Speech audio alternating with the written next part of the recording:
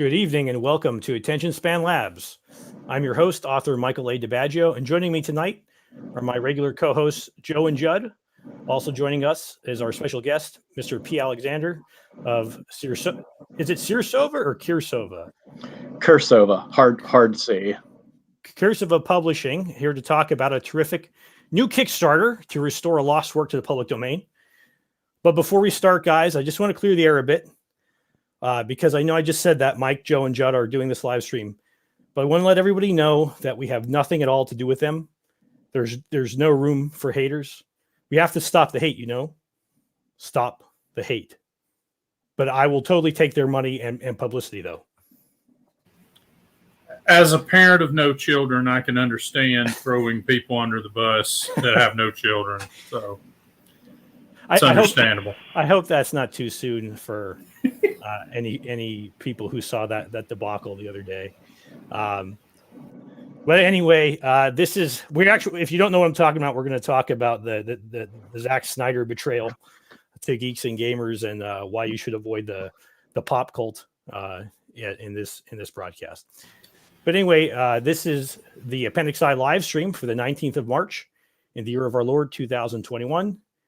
In the Western liturgical calendar, today is the feast of St. Joseph, terror of demons, spouse of the Blessed Virgin Mother of God, and the man entrusted by God to be the earthly father of his son. I'd like to begin then with a short prayer.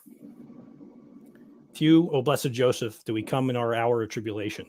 And having implored the help of your most holy spouse, we confidently invoke your patronage also. Through that charity which bound you to the Immaculate Virgin Mother of God, and through the paternal love with which you embraced the child Jesus, we humbly beg you graciously to regard the inheritance which Jesus Christ has purchased by his blood, and with your power and strength to aid us in our necessities. O most watchful guardian of the Holy Family, defend the chosen children of Jesus Christ. O most loving Father, ward off from us every contagion of error and corrupting influence. O our most mighty protector, be kind to us, and from heaven assist us in our struggle with the power of darkness. As once you rescued the child Jesus from deadly peril, so now protect God's holy church from the snares of the enemy and from all adversity. Shield, too, each one of us by your constant protection, so that, supported by your example and your aid, we may be able to live piously, to die in holiness, and to obtain eternal happiness in heaven. Amen. All right, guys. Let's get this started. We already have a question from the great Jeffro Johnson that dovetails into what we're going to talk about today. So, Judd, can you started the Appendix I group on MeWe, so you can explain to the listeners here what exactly Appendix I is about? Yeah, it's kind of a take on Appendix N, which Jeffro knows about because he wrote the first of two famous Appendix N books, the second of which apparently doesn't actually involve Appendix N people. But Appendix I was just a take on that concept, but the I stands for independent. It's the idea of backing independent producers as pop culture goes more and more guttering into woke and the nonsensical, just to lift up moderate or sensical voices and kind of share the wealth as any of us find out about things that are good or righteous or uplifting. We share it with each other so that we can throw support behind it. That way these things don't sink underneath the marketing that the DeathCult has. All right. So with regard to that, is there anything that you, Judd, Joe, or Kirsova want to talk about here? That something that you've read without going into the Kickstarter, of course, because we want to feature that fully on its own segment. But is there anything else that you guys have bought, read, or watched recently that fits in with that you want to give some attention to, and that you'd like to promote to our audience here? Yeah, I'll go first if sure, if you don't mind. I've just purchased a set of books. So one of them's related. It's the Mongoose and Meerkat tales, which are part of Kirsova's offerings, but not related to the item we're going to talk about. And then two books from Raleigh Nyanzi, which are basically like little anime novelettes. One is about a idol singer who has supernatural powers, and as will often happen to idol singers, she gets pulled into another dimension and has to fight with a Puritan swordsman. That's that old story, just retold. And then the other is some good old-fashioned super robot genre, butt kicking. So the super robot book is called Shining Tomorrow, and the idol and swordsman book is called Sword and Flower. I just want to chime in quickly and say I endorse both of those recommendations. Actually, I did the layout for Sword and Flower. It's a good book. Well, I'm all up in your camp then. All right. Nice. And I'm hoping that as we throw each other under the bus and Snyder fashion, that we don't do it in 4 hours and in slow motion. 4 hours. Well, if we raise $70,000, maybe. But, We were going to try to raise some money for Mike before he threw us under the bus, but we just didn't have time. Oh, I made that mistake. You were supposed to raise the money first, and then I was supposed to throw you under the bus. You know, Sorry. you don't have a publicist. It's understandable. Dang. There's an order of operations. All right, Joe, do you have anything you'd like to draw attention to? Well, there were a couple things I purchased recently, and I think they fit the same category. I did the big Tuttle Twins combo pack. I also did Thomas Valiant, and then the Junior Classics. Do those 3 things fit the categories you're talking about, kind of? Absolutely. Go ahead. All right. Should I try to share a screen? You can. You certainly can. Yep. I Maybe also shut was the whole stream down. I also joined the Thomas Valiant Kickstarter, not Kickstarter, but Indiegogo, which just wrapped up. Yeah, I'll bring up that one. I think the kids' books are pretty cool, but I'll do the Thomas Valiant one, so I don't take up too much time. Hold on, I'm gonna mess this up. The screen is about to go down. Let's see how this works. All right. Let's see.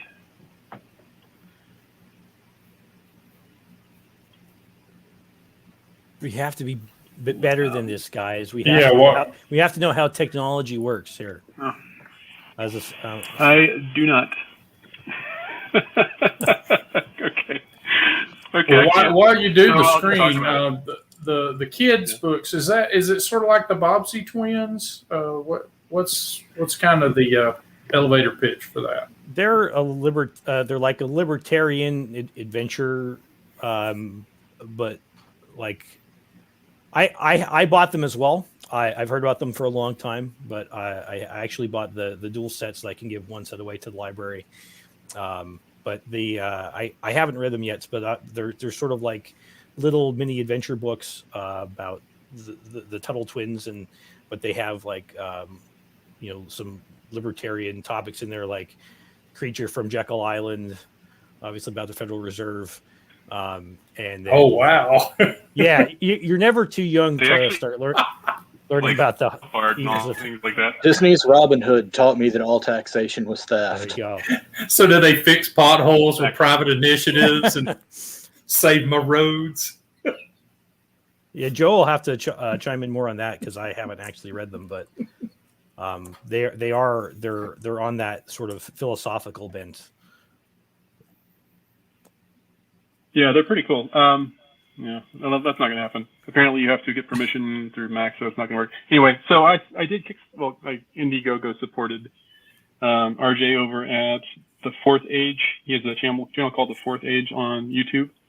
He did Thomas Valiant, which is his attempt to do a superhero team and to really talk about what it means to be a hero from his perspective. Now, he's a deep thinker. This guy is a Platonist or a classical philosopher, or he studies philosophy anyway. He's very keen on what it means to be a hero, and he's a huge comic book fan. And he goes in depth on those things in his channel. But he's gotten Renzo Rodriguez, I believe, is the artist. Is that correct? Mm-hmm. Yeah. Yeah. he is a fantastic artist, and if you go check it out, just look for Thomas Valiant. When it comes out, I'm sure there'll be some way to get more, but I think it's currently closed. But I back that, and I really support what he's doing with it. It looks fantastic, and I know that he knows what heroism is all about. You see a lot of, modern politics in hero comics nowadays, but this is pretty old school stuff, and it's free of politics. You don't worry about that kind of stuff if you're worried about that sort of thing. He really just cares about what heroism is all about. So I'm very happy about that. Yeah, the art is gorgeous. Yeah. And apparently the setting is a city that is divided with a river, and the two sides of the river are essentially like the Marvel approach, which is set it in the real world, and the DC approach, which is set it in a fantasy world that is essentially like a real city. And how he's using that is apparently a big part of the comic. So I'll be interested to see how that works. Yeah. And if you want me to, I could talk a little bit about some of the specific types of books that the Tuttle Twins goes over. Now, if you've got kids between the ages of, I'd say, 6 and maybe 14, there's something available for you there. They just came out with 3 books for young kids, too, little, square picture books, like alphabet books based on things like what's in the market. It's really interesting stuff. But the main combo pack is a set of 11 books. One is the Law. The Fate of the Future is one of them. Messed Up Markets. There's one that's based off the works of Ayn Rand called Search for Atlas, which is pretty cool. And the Creature from Jekyll Island is really cool, and my son asks me to read that one quite a bit.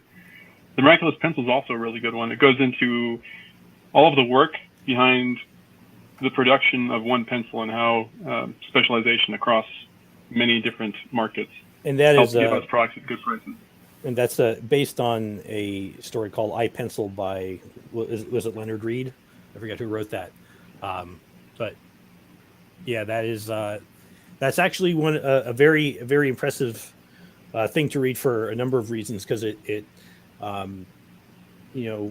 people who live very comfortable lives today do so because they're living on the accumulated capital of thousands of generations of their ancestors who have saved and acquired and built stuff, and the accumulated work of 7 billion people around the world who are doing different things, like in that case, chopping down trees for the wood, and you're processing the graphite, and then you get the rubber for the eraser, and then somebody has to, you're packaging them and shipping them, and this is a pencil, right? Who even thinks anything about a pencil? Oh, yeah.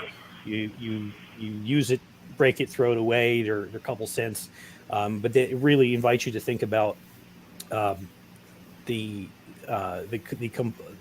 you can't take these things for granted, and in fact, in our modern world, we take everything for granted because everything is so easy, so comfortable, and that mindset unfortunately produces these fallacies that we see today so much, especially in college, in these places that are building a generation that hates the accomplishments of their ancestors and the civilization that has made them rich, and yet they have this sense of entitlement and, like, the old why should I have to work? It's not fair that reality itself requires me to labor and to save and not just be a disgusting hedonist that everybody else waits on me. But it's the I Pencil, even the original, is a very good read. I think I'm sure the Tuttle Twins book is great, but the I Pencil itself is something that a kid could read and really be impressed with, I think. I've heard pencils used as a specific example when talking about this sort of thing, so I wonder if that is the genesis of that. I'm sure it is. I believe it would be, yeah. I also rail against the reality that forces millennials to work. I just wish it would work.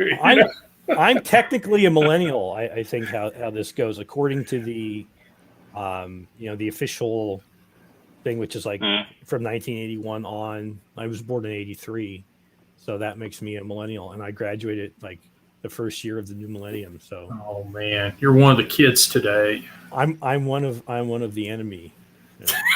I am technically. I think I'm more Generation Y or the in-betweener generation. That's how I think of myself. Yeah, I grew up without the internet, for instance. They're agreed. Yeah, I got I got on the internet when I was in, and by internet I mean CompuServe and Prodigy. So Yep. even before we had like local internet access, so then I was in like 7th grade or something like that. But, Yeah, that's what I mean.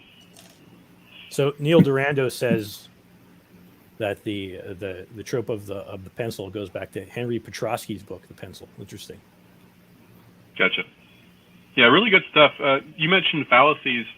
The Tuttle Twins creator, his name is Connor Boyack. He puts out a fantastic letter. He's a very anti-communist guy, very pro-entrepreneurship, libertarian type. And he set out a series of books. One of them is about logical fallacies. And one of them is inspiring entrepreneurs. And one's about courageous heroes. And one's about the revolution. And a lot of good stuff for your kids from a wide range of ages, between, I'd say, 5 and probably about 13, 14. Okay, cool. Sova, do you want to talk about anything like that? I've actually been pretty bad. Almost all of my fiction reading lately has been work related. So well, that's okay. You can talk about those too. Right. So at least for prose fiction, my relaxation so far has been mostly comic books and history books, and I'm sure that nobody here wants to hear me talk about Michael Sharp and Brian L. Davis's Elite Attack Forces, Waffen SS Elite Force 1 and 2. So you're about to get us banned from YouTube, but we tried that the other day and it didn't work. So you can go ahead. Yeah. So when I'm not reading World War II history books that I inherited from my father, who unfortunately passed away a few months ago, I have been reading comics, a lot of old stuff, independent stuff sort of away from the big two, because several months back when COVID hit, they shut down the comic book industry because stores on the East Coast and West Coast are like, well, we can't be open, so nobody should be allowed to get comics. So the comic industry shut down, the distributors stopped sending stuff. Meanwhile, our comic book stores were still open here in town. They just didn't have any new product to sell. And Michael Tierney, who we've collaborated with frequently and who has collaborated with us on this Cosmic Courtship project that I'm here to talk about later, he kept his stores open so that he could keep his employees on the payroll. And so one of the things I did to support them was dig through the 50-cent boxes end to end. I mean, this guy had 50-cent boxes going back to stuff from the 80s, because these are two of the oldest comic shops in the country. So I pretty much dug out every independent comic that looked remotely interesting, any old comic that looked remotely interesting, anything, paper stuff. And I ended up with some pretty neat stuff. I rediscovered old Duck comics, the stuff from Gladstone that reprinted a lot of the old Golden Key stuff, the Western publishing stuff. Another book that I just recently read, found an issue at a flea market of a Western published comic, The Occult Files of Dr. Spectre. Oh yeah. Oh, If you like 70s horror stuff, I mean, this is on it. The art is great, cool stories, great writing. And the funny thing about Western publishing is, since they had Disney behind them, they pretty much gave the middle finger to the Comics Code Authority. They said, we'll publish whatever we want. We don't care about the Comics Code. We're publishing Mickey Mouse. We'll also publish weird occult horror stuff too. So this was Disney in the 60s, 70s, even the 50s, I think, right? So this is a completely back as late company. as the 30s and 40s, even. That far back, okay. Yeah, the Carl Barks, Donald Duck, and Uncle Scrooge stuff. I've really gotten into a lot of that lately, and it's fantastic stuff, and it blows a lot of the big two cape stuff from that era out of the water, because the the common approach to writing Cape comics back during the Silver Age was all that narrative dialogue, or the narration, lots of dialogue. Everybody was saying what they thought, thinking what they thought, and the narrator would be telling you what they thought, all in the same panel. But because Carl Barks was an artist first, he would write Duck comics like they were sort of animation storyboards. So you get this really great, fast-paced, a lot of times action adventure, really pulpy adventure comics with the cast of Duck characters, Donald, his nephews, Uncle Scrooge, going on undersea adventures in the mountains, and it's just great pacing, great punchy dialogue, a lot of fun stuff. Is there anything in those books that the Walt Disney Corporation would append a trigger warning to? Like they do for absolutely. All this? Okay. Times have changed, and we now know that DuckTales was wrong. It was wrong then, and it's wrong now. There's this one just great one-page comic from it was either Carl Barks or another one of his contemporaries, where like some new kids moved next door, and Huey, Dewey, and Louie are like, "We're going next door. We heard that the kid's a sissy." And he comes back, they're like just all beat to hell, and Donald's like, "So, was he a sissy?" "Yeah, but his sister wasn't." Oh. It is indeed a different world than it was even in my youth. yeah. All right.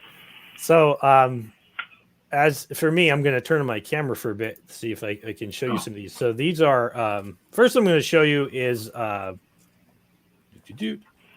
we go. I have this attached to the back of my microphone here.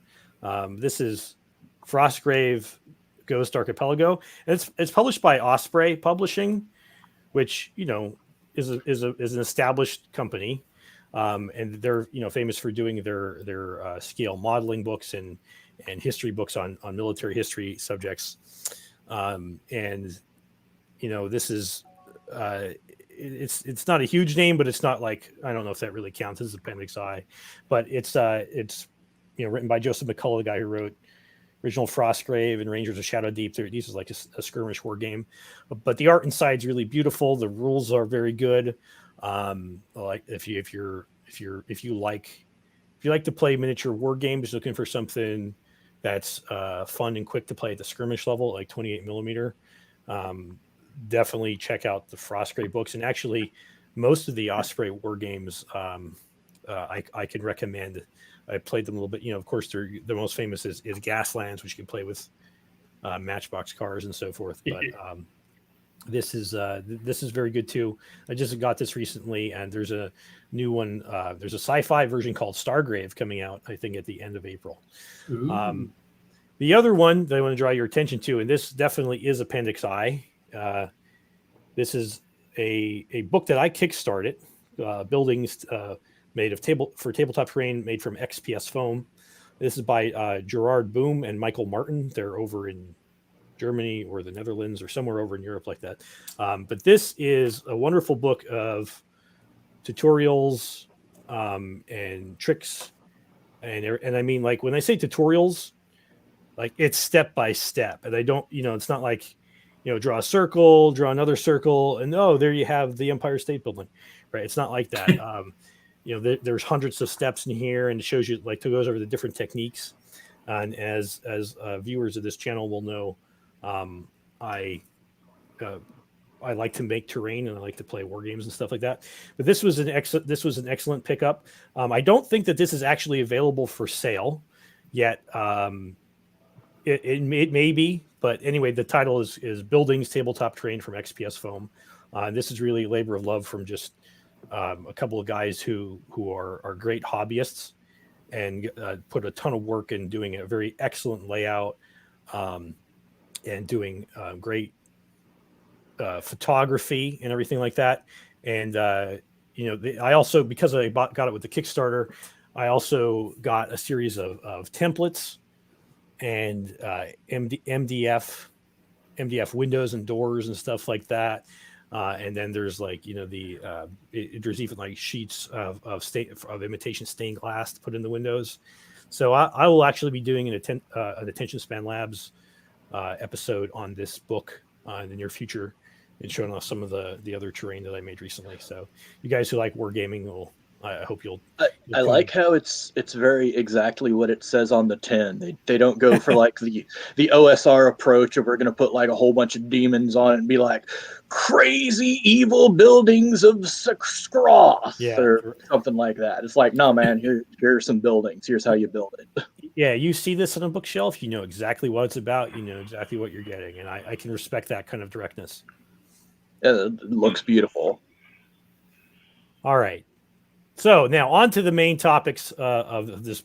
Yeah, we've already got several questions in the chat here. Yeah, we do. Okay, so first thing I want to why don't you tell us a bit about the Cosmic Courtship, your Kickstarter, and I will put that link on this. Oops, wrong one. Where is that?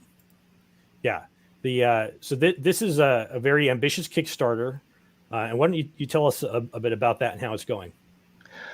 All right. The Cosmic Courtship is a planetary romance written by Julian Hawthorne, the son of famed American author Nathaniel Hawthorne.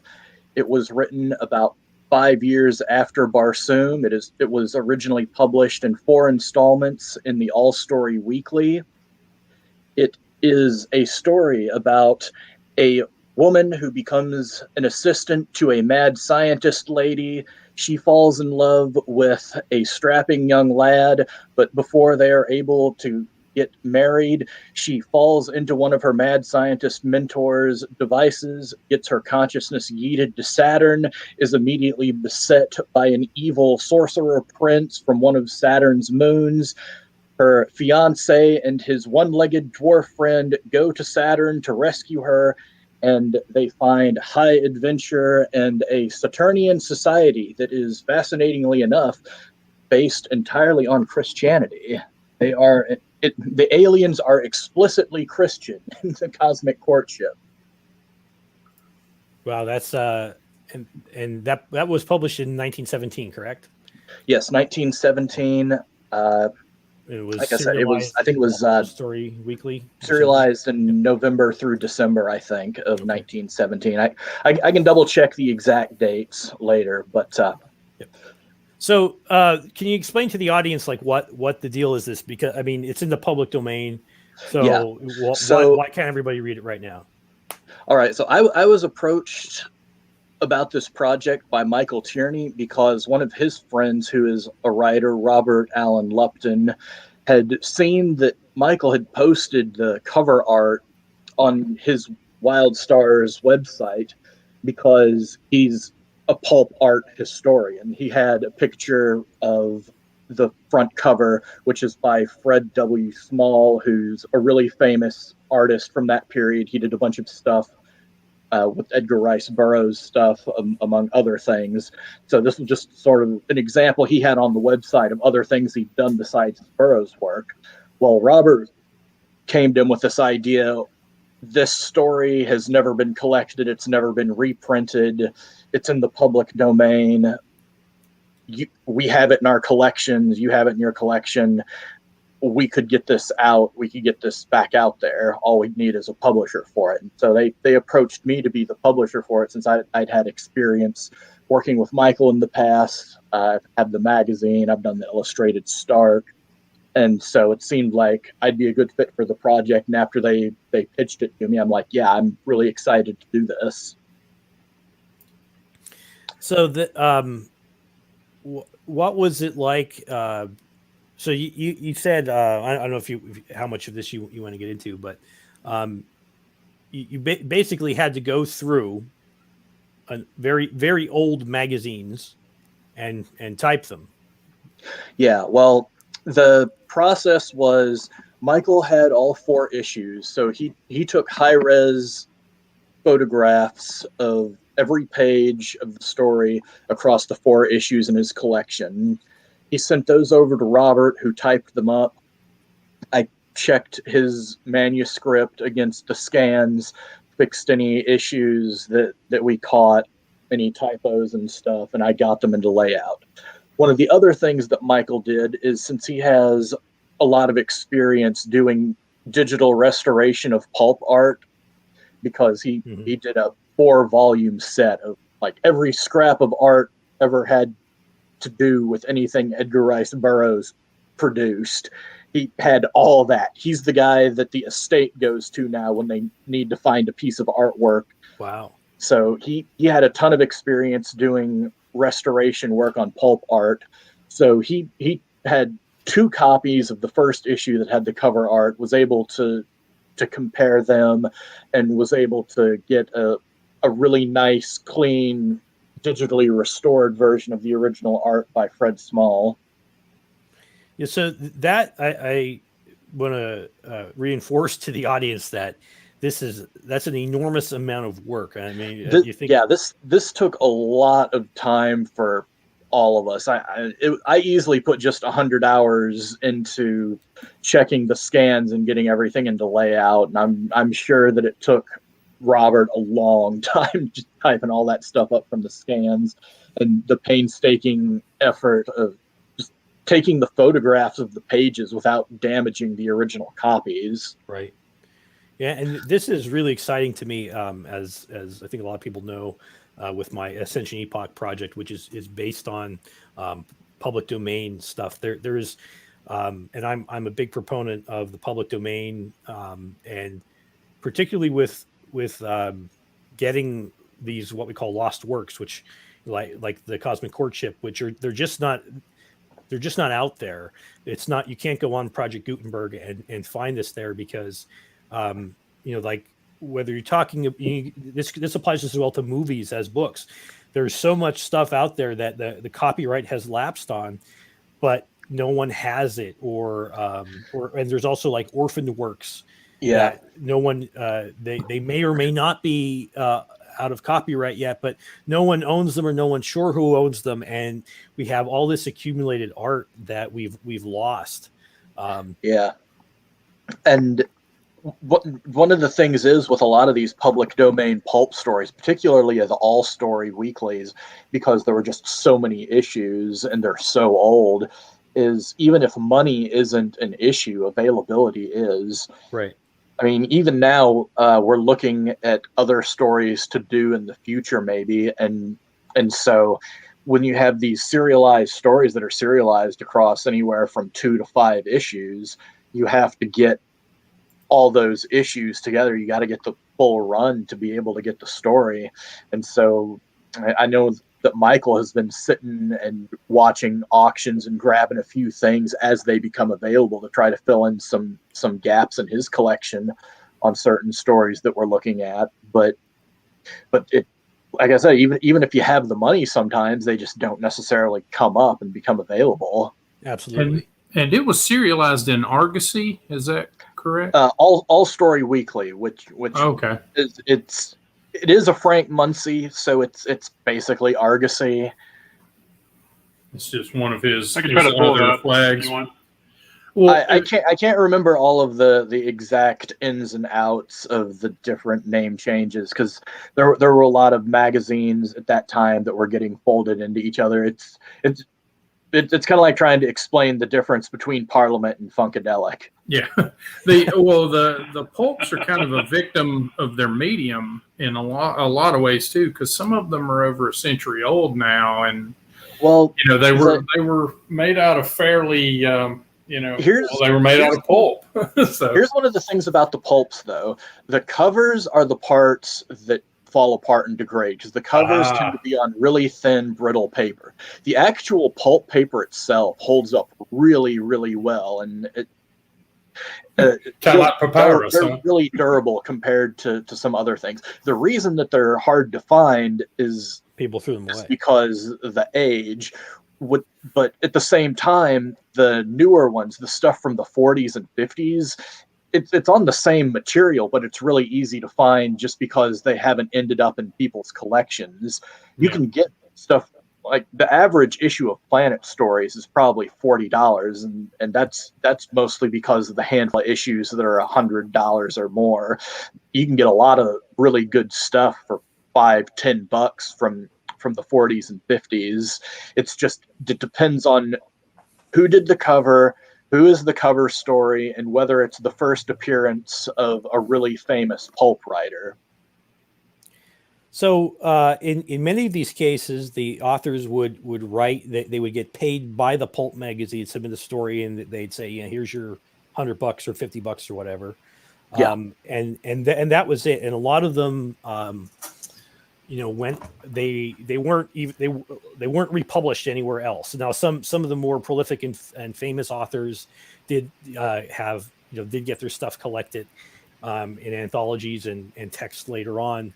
But a lot of them were simply never republished in any form. Was the Cosmic Courtship republished in hardback form at any point? It has never been collected in any modern format.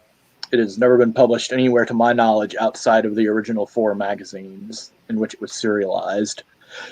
One of the interesting things about Julian Hawthorne is just how prolific he is. I mean, he wrote on virtually every subject that you could imagine. He was something of the world's first celebrity journalist, too, because he was able to trade on his name to land these really big interviews with the famous people of the day, like Nikola Tesla or Williams Jennings Bryant. And just, they'd sit down with him because, hey, he was Nathaniel Hawthorne, the great American author's son. Sure. And he ended up probably being more prolific than his father even.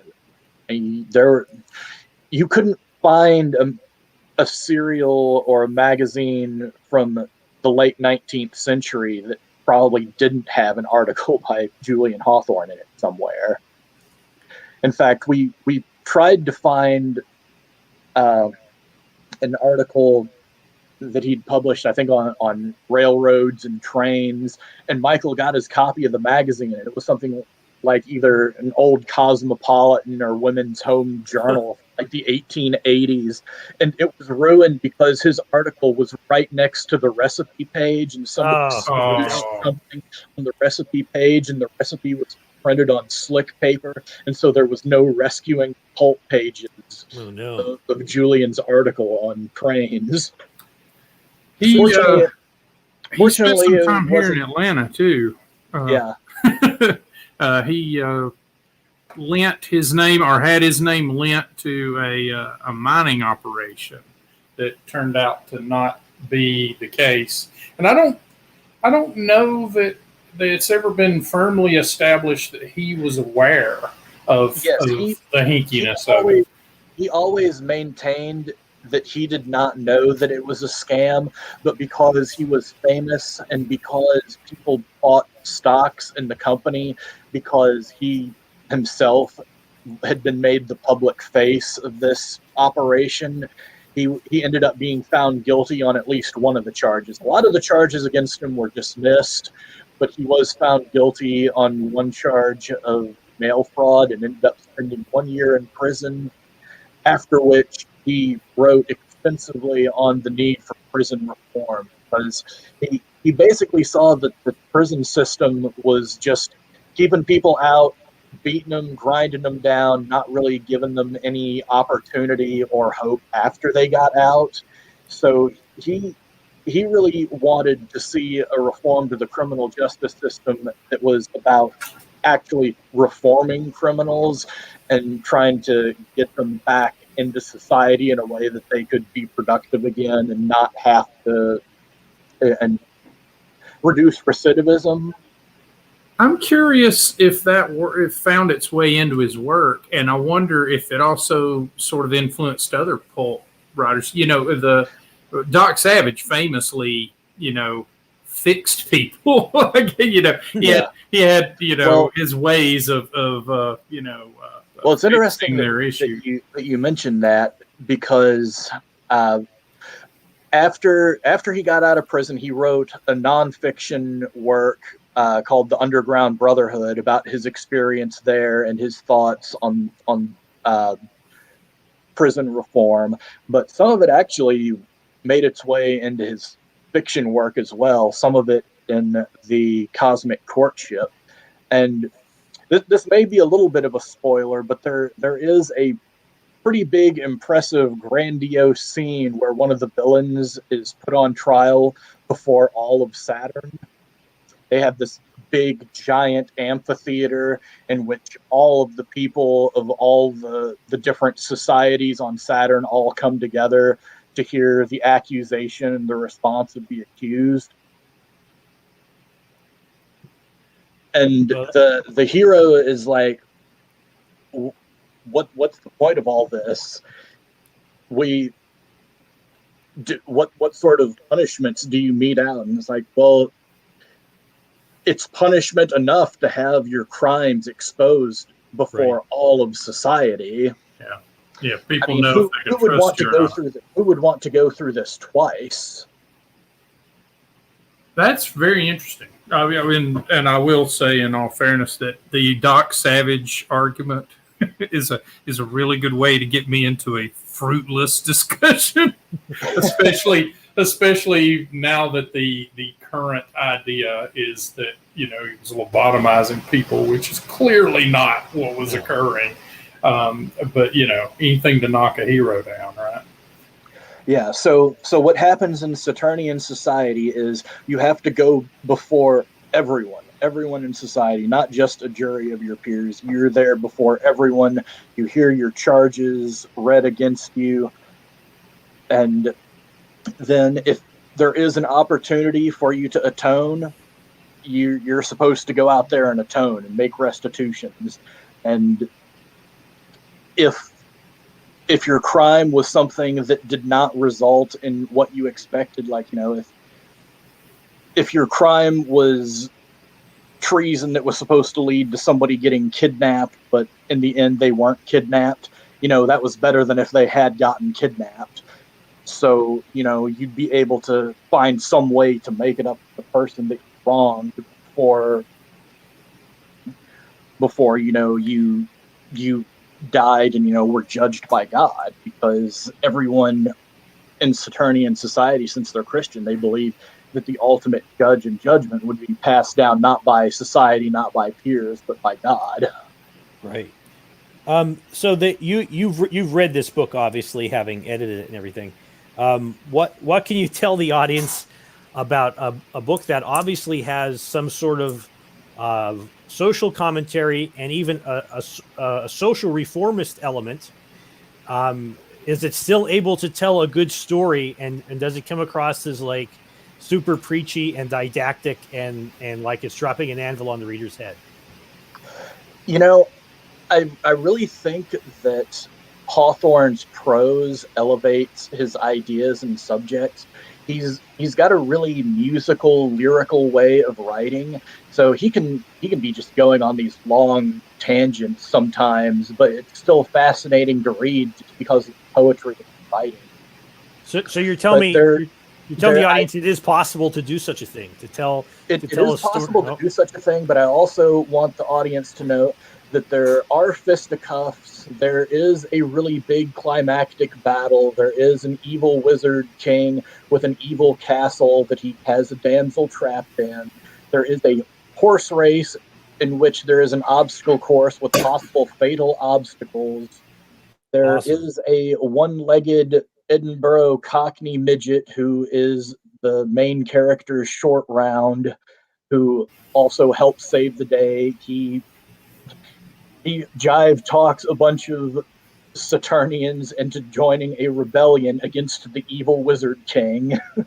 It's got some really wild, exciting stuff in it. So even though there's a lot of philosophy in it, a lot of social commentary, and I want to say that prepare to be surprised and see some of the unexpected in this pulp story, because you have to remember the planetary romance genre was really, really young at this time. Right. Science fiction was not a thing.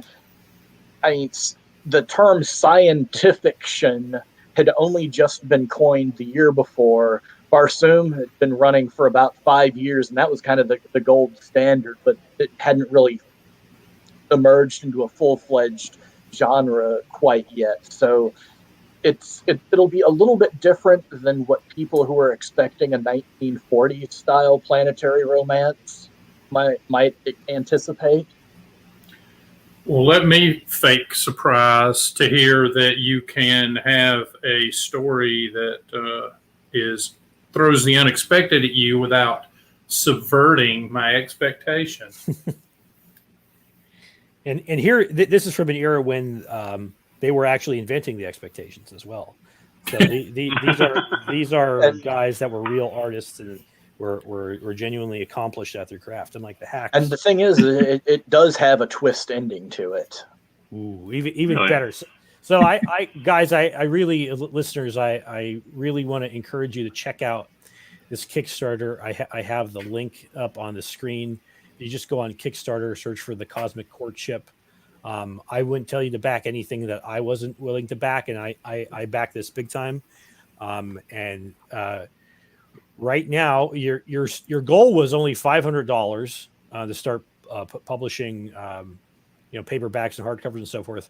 But right now, you're at $6,558, and you're heading for one of your big goals is at $8,000, in which, as we said, this is already in the public domain. But at $8,000, you will actually donate the typed manuscript to Project Gutenberg so that everybody can read this as an ebook format. Is that correct? Yeah. Essentially, we all understood that because this is public domain, we don't really have ownership of it. We can't claim ownership of it. It wouldn't make any sense for us to try to sit on it and claim it as our book, our story. But at the same time, we need our collaborators to get paid to make it worth their while. Because, I mean, like we said earlier, it took a lot of work. Michael spent a lot of time taking the photographs. There's physical monetary risk to his collection by taking these photos. The time that Robert spent retyping it is time he could have spent writing one of his books. And, it took me a lot of time to check things against the scans and to get everything into layout for print.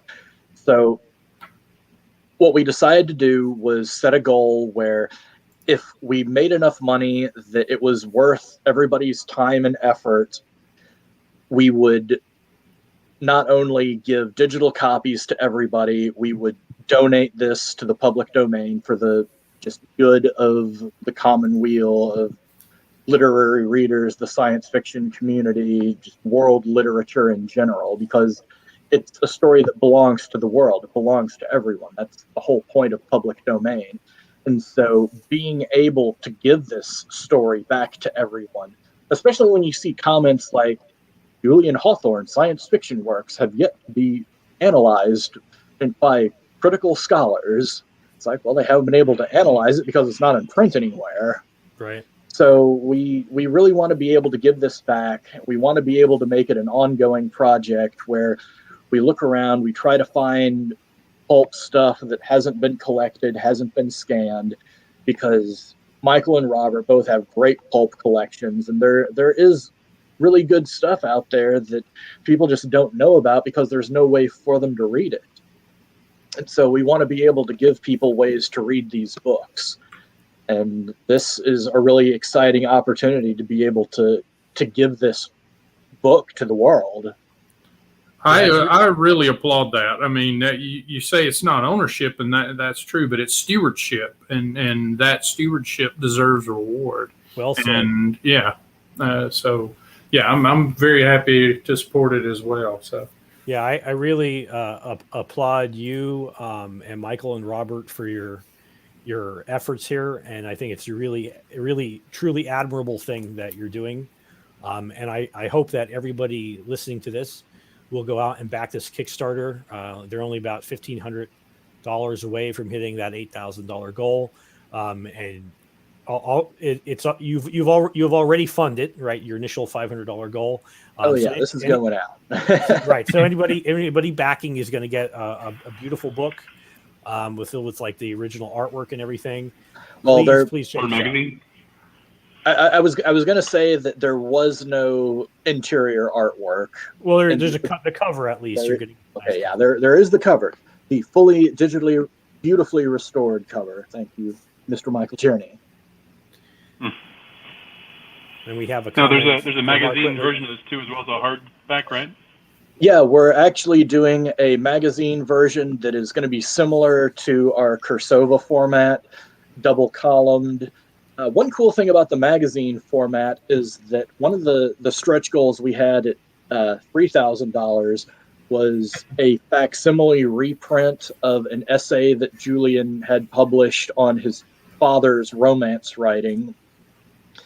I can't remember the exact name of the magazine right now, but it was a piece from, I want to say, 1883 or 1893. But there was text available in the public domain, but it's never been printed anywhere with the original illustrations. So we decided as one of the bonuses to include a facsimile version of this article that's about 18 pages, and it is fully illustrated. It's got like maybe 4 out of the 18 pages don't have illustrations.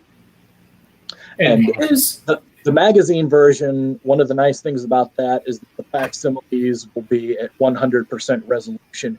We had to shrink them down just a little bit for the trades.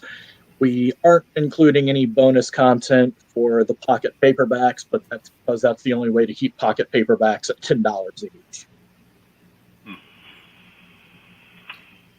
All right. Thank you very much for talking about this and introducing this very, very worthy effort to the audience here. And it looks like you're doing great on it. And I hope that we'll see this will encourage you guys to do this with other lost works in the future. Absolutely. All right, guys. Any final comments on the Cosmic Courtship before we move on to the PopCult? It's not quite the Cosmic Courtship, but we do have a couple other things going on. Judd mentioned Mongoose and Meerkat. We actually had the audiobook version of Mongoose and Meerkat go live yesterday. I gotta say, I have yet to read it, but the interior art is gorgeous. Yeah, we can thank Dark Philly for that. She did a really good job on the artwork. She's doing some interior art for Wild Stars, as well as our serialized versions of Mongoose and Meerkat in the magazine this year. Oh, yeah, I saw that. Yeah, there's one with the dude stepping out from behind the Empress's throne. Starts. Yeah. Yeah, so I want to say too that I've backed most of the Cursova Kickstarters before, and I backed the Wild Stars, but so I have all those books. Awesome. In nice magazine format, and this is for Appendix I type stuff. These are independent authors telling good adventure stories, and I very much want to recommend to the audience that's looking for that kind of thing to go out there and read it. They can also be purchased on Amazon, and we'll put a link to the Kickstarter. We'll put a link to the Mongoose and Meerkat audiobook and whatever else you want us to link to. All right. After this is over. All right. Okay, so the other day, as you guys know, that the Zack Snyder cut, which I don't give a damn about, of a director's cut of a movie where all the movies in the franchise were bad. Yeah, right. Yeah, not exactly the sort of thing that gets me excited.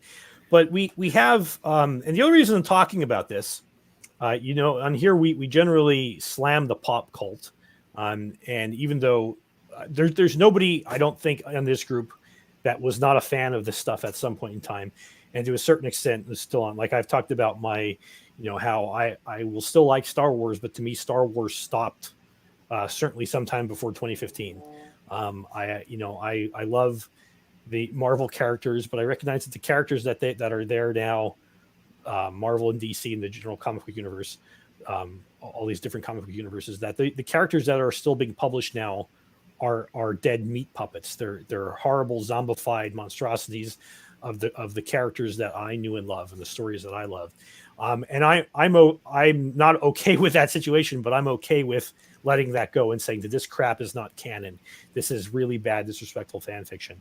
But there is a certain group of people, and they're much more popular than this channel. So, the YouTube algorithm is certainly behind them. And we'll talk about like geeks and gamers in particular is the relevant one in this case. Consume. Right, exactly. They make videos all the time, and there's other people too. There's like Doomcock, Ethan Van Sciver and Yellow Flash, and that. Yeah, Doomcock today was just saying like, no, you have to see the movie. Yeah. Even though he was mean to us, you have to see the movie. Yeah. It was an advertisement with a passing. Oh, I realize he threw us all under the bus, and he discarded us like a rocket booster as soon as we ran out of fuel. But yeah, I think that is. I want to say to those guys, and I know they don't care. They don't know who I am, and they don't. They get their clicks by talking about this stuff. So I understand it from that perspective too. But for those that don't know, what happened is Geeks and Gamers ran this, and they're well known for coming out against SJWism and the woke co-opted converged media and all this stuff, and how they're, all these things are trashing all these studios, this corporatocracy is trashing real creativity and everything. But they came out and they were big supporters of getting the Snyder Cut even made, right? Because when it came out, he was the original director, and they sort of trashed him and put Joss Whedon in charge, and they recut a movie, and it was kind of it wasn't, I had very low expectations for that movie, so I wasn't super disappointed by it, but it was not a good movie. But no, the Zack Snyder Cut, the original director's, his vision, his ambition, and we see this, and it's going to be great. You'll see. So they were some of the people that this big fan base that pushed for this, that basically, I guess, convinced Warner Brothers that there was a market for it, because they even reshot scenes, and they did a lot of new CGI and stuff like this to get this movie made. So that's on the one hand. On the other hand, they got together and they raised close to $80,000 for an anti-suicide charity, going on with this the release to coincide with the release of the Snyder Cut. And they had this marathon YouTube thing where all these guys came on, and all these geeks and gamers, all these supporters, and they got Snyder on there. And the first words, and I'm not joking, the first words out of Zack Snyder's mouth were to say that basically they were pieces of shit, and that had nothing to do with them, and that I knew their name was all over everything, but they're awful people, and he's not associated with them. And they're going to take the money they raised, but they're awful people and they're haters. And he implicitly linked them to shootings down in Georgia, by talking about the recent events where there was some guy that killed. I guess he went to like Asian massage parlors and killed a bunch of people, and linked them to a spree murder. And these guys just sat there and took it, and they made their. It was very evasive overall. I think, the whole thing was very evasive. But he started off with a really terrible tone. Terrible tone. Yeah, and this is so. I want to say to these people, and I watch their videos, and I'm subscribed to a lot of them.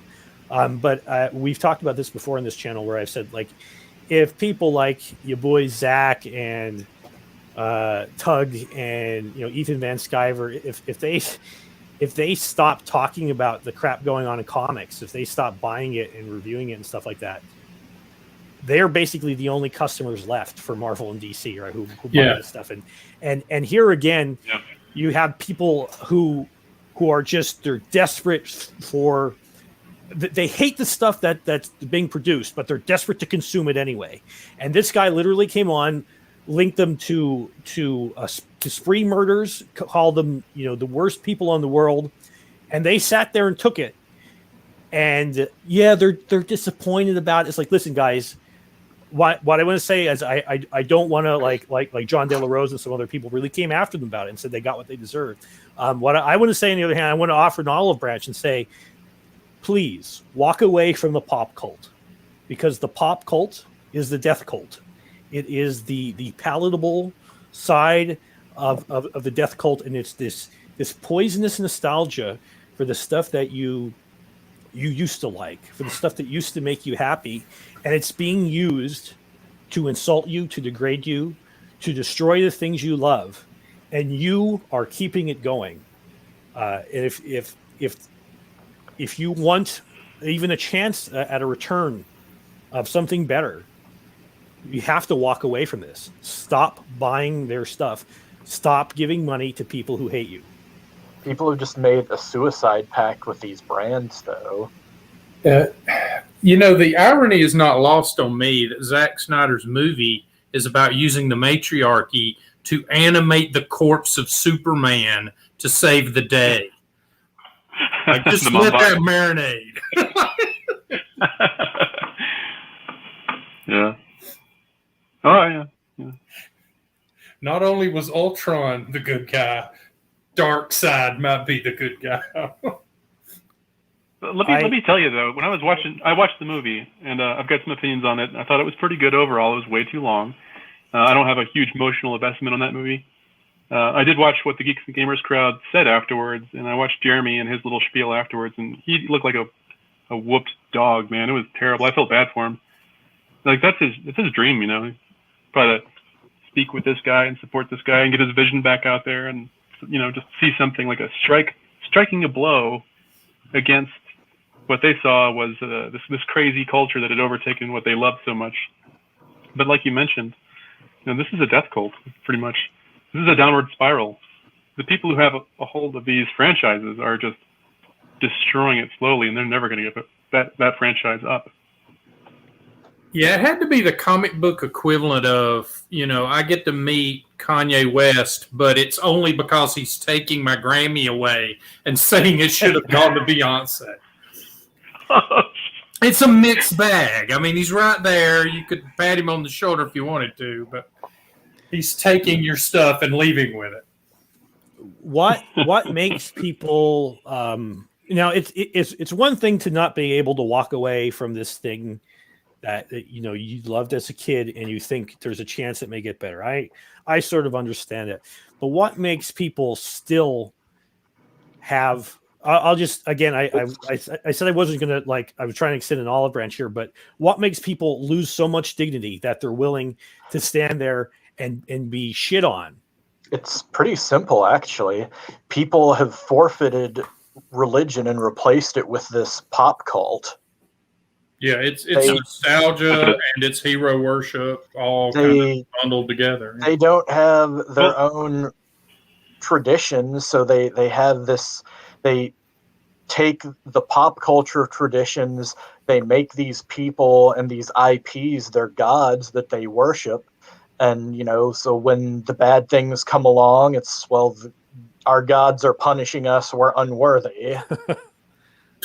I hope that's not true, but it sounds true. And now we need to throw someone in the volcano of Twitter. No, this is absolutely true. This is idol worship, really. I mean, if you don't want to look at that in terms of, it is. No, they even talk about it like that because they say these are our cherished myths. And what's his name? Doomcock says this all the time. Doomcock constantly says these are our cherished myths, and they all talk about the hero's journey, but none of them believe in God, and none of them have any kind of culture outside of the pop culture. That's it. That's all they have. I mean, and of course they're extremely invested. They've talked about Snyder over this whole ordeal the way I see a lot of trad cats who are mad about what the Pope say about the Pope. I mean, it's the same conversations, just about two different things. Right. I think that's all right. Now that you put it that way, that is the fair. Snyder Cut is a sacrament, and they cannot refuse the sacrament that they have been given. That's right. They worked for it. That was the victory they were given by the cult. oh, first we have to separate you from your friends and family, and then we have to crush your ego, and then we're going to give you a victory. Like, oh, okay, we see it your way. We're going to do the Snyder cut. Like, not that has anything to do with you, right? But we'll pretend it was your idea. We will sell you a failed movie to you again. You will buy it, even though you hated the first one, because you think this is your movie. And then, once we've already got your money, then we establish once more that we're in charge and you're not. Like, that is absolutely what just occurred. And I can't get this weird Helsinki syndrome thing that is going on in the fandom menace where we got this victory and we don't want to taint it with a little thing like the guy we uplifted, stabbing us in the back. Eric July brought this up, actually, Mike. He kind of echoed what you were saying. Yep, Eric July said, they're acting like abused spouses. Yes, absolutely. You nailed it. I can only assume Eric July is good for truth, man. Let me tell you. I can only assume that Zack Snyder adjusted the Ides of March for leap years in order to time this betrayal, because. Oh man. I watched. They had Eric July on the Geeks and Gamers podcast, that went on afterwards, not the podcast, their YouTube live stream, and he was just. He was the only one talking any sense. He was like, "No, you got humiliated here, and you let this guy walk over." And I, he was saying he appreciated that their self control and said they were better people. He's like, "But I would have never taken that." And he's right. He should have been called out for that. Now I wasn't watching it live. I don't care. Like I said, I don't care about the Snyder Cut, but I saw about all the hoopla later, and I tuned in for it. And even I couldn't believe that they were literally the first words out of his mouth. Yeah. And the first words he said was something like, "I just want to say real quick that we're not affiliated with Geeks and Gamers, okay?" Yeah. And then he said something like, "It was something like he said, we're not about it here." Yeah. Yeah, we're not about we get here. Started. As a father of Asian children, I just want to say, I'm like, come on, dude, let it go. That's the shittiest thing you can do to your fans. Absolute piece of garbage. And I say that, Zack Snyder, you're a piece of trash. To do that to your fans, to people who would never, who even after you shit down their throat, still won't say anything bad about you, and you threw them on it because you're a coward, and you're a ticket taker. You got your money from Warner Brothers or whatever, and you're looking for the future. But they're gonna the same people that you're pandering to now are gonna come for you sooner or later, and you're gonna be canceled, and you're gonna be on the outs like everybody else. And let me just add something. As a person of color, let me say there is nothing worse you can do than preface shit by saying, as a person of color or as a father of a person of color. Yeah. Yeah.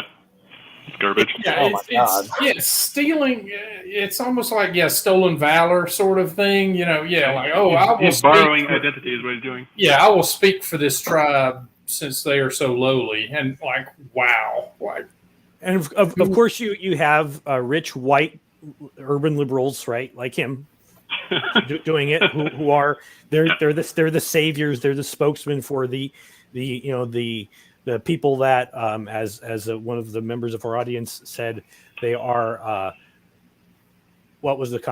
they're above reproach and beneath agency.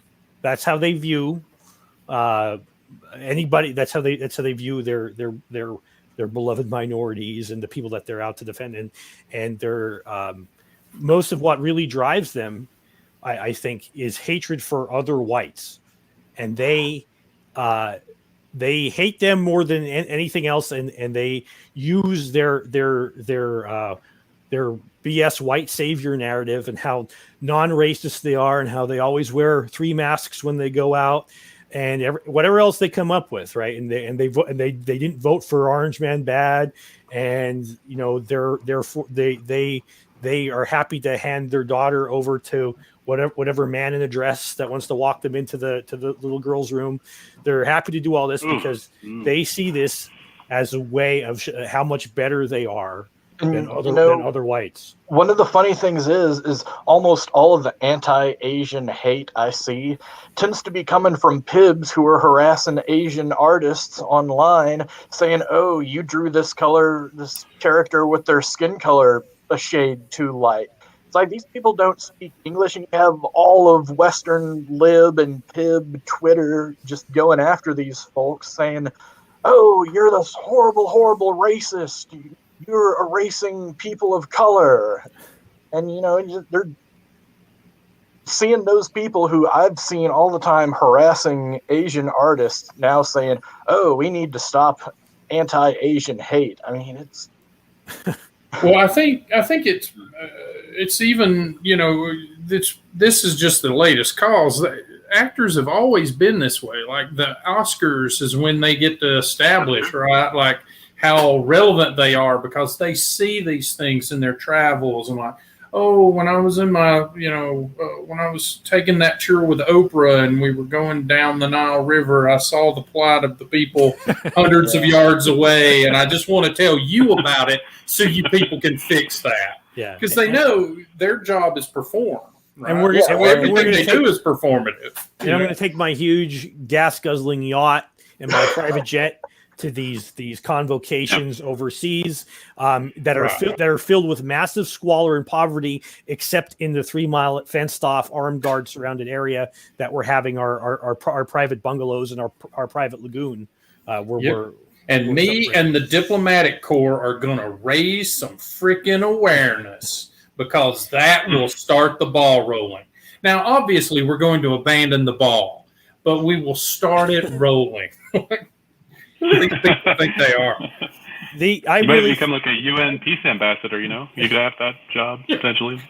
Yeah. Jolie did that. I could replace Will I Am as NASA's ambassador. Right? I find these people utterly despicable. They hate truth. The thing is, they all know they're full of shit. Every one of them knows that they're full of shit. They're liars from the beginning. Their personal lives are, and it's not just like I was talking about on MeWe the other day, where it's like there's hypocrisy because we're human beings and we can't always live up to our code, right? These people don't believe anything they say, right? And they know it, and they know their friends know it, and they're constantly and like all the Me Too people that were sleeping around to try and get. They were banging whatever producer they could find to try and get their next role. They were talking. They were at the same time as they were calling their competitors whores and sluts. This is their life.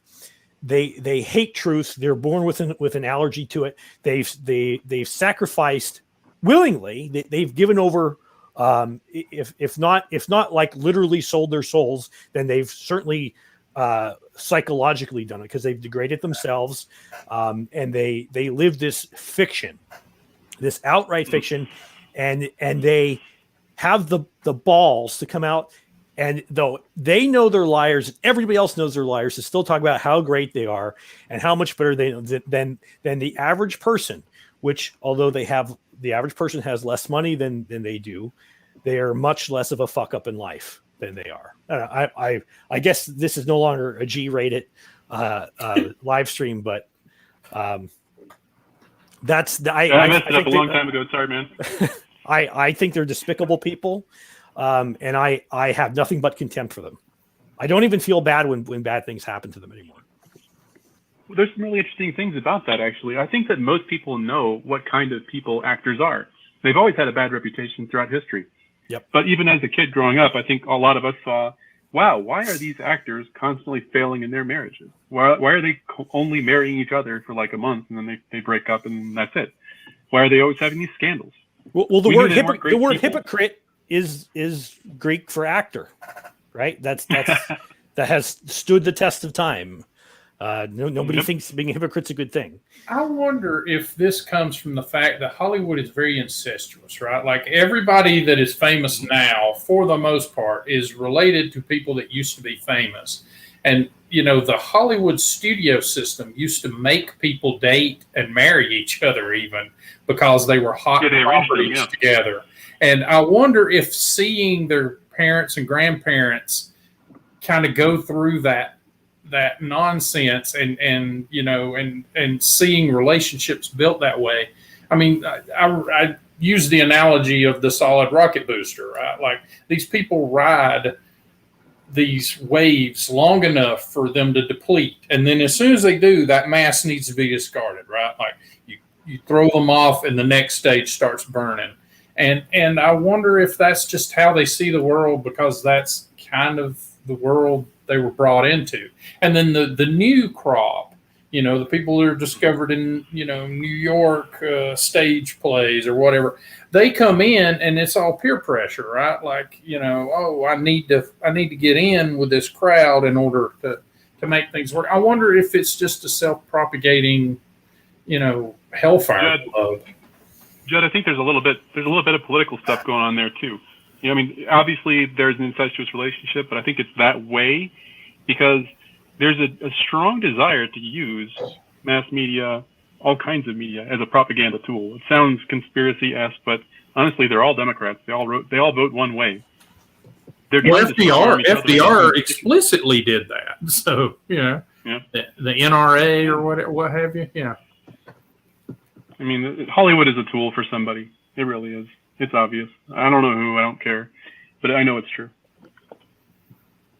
Well, it's certainly a social engineering operation, and a fairly successful one. And now I don't know if they're fully seeding it over to Silicon Valley, or if there's going to be some shared responsibilities there for a while. But I can tell you this: one of them runs out of fuel, they will be discarded. They already have been. That's done. Hollywood's tanked, man. It's pretty much over at this point. And they didn't realize it. They were a bunch of useful idiots, and they got played. Yep, comic books are like that, too. They have no idea. They're literally just fuse on the next stage, and as soon as the MCU and the other CUs get going, I mean, at some point there'll be a Charlton CU, and then, our Keen's Feature Syndicate CU, and we'll all... And maybe that's already started. Is Riverdale yeah? Well, they have a TV show, right? When you take Archie comics and turn it into this nihilistic teenage sex-fueled weird thing, like, I have no idea. Really like, weird. Jughead is a brooding journalist. Like, okay. Oh my god! I actually watched at least the first season of that really, really awful Sabrina reboot that they did, the weird edgy one. Sabrina the devil worshiper, was that the one? And it was so weird because like they pushed the edge so far that it was accidentally based, because everybody's problems would have been instantly solved if they had stopped being gay, stopped worshiping Satan, and stopped being feminists. All the problems gone if they had just done that. Yeah, the CW is like that. Like, if everyone just would just chill with all the sleeping around, half their problems would go away. Yeah. That's the same thing with every soap opera. I used to. The only soap opera I watched personally was Dark Shadows, but when my mom and my grandmothers, it would be on TV, and when they come home from work or whatever, and I just see the same plots over and over again, the same characters, and the only thing changes is who is screwing who, and this goes on and on for not even for years, for decades. Mm-hmm. And by the time the one actor or actress is ready to leave this show, they've had sex with 25 or 30 other characters. They've had kids with most of them, illegitimate kids. None of them are married. They're all somehow, and they're they present them outwardly as they're rich and they're beautiful, or at least they're rich, but they don't have they don't seem. If they're not rich, they don't seem to have financial problems.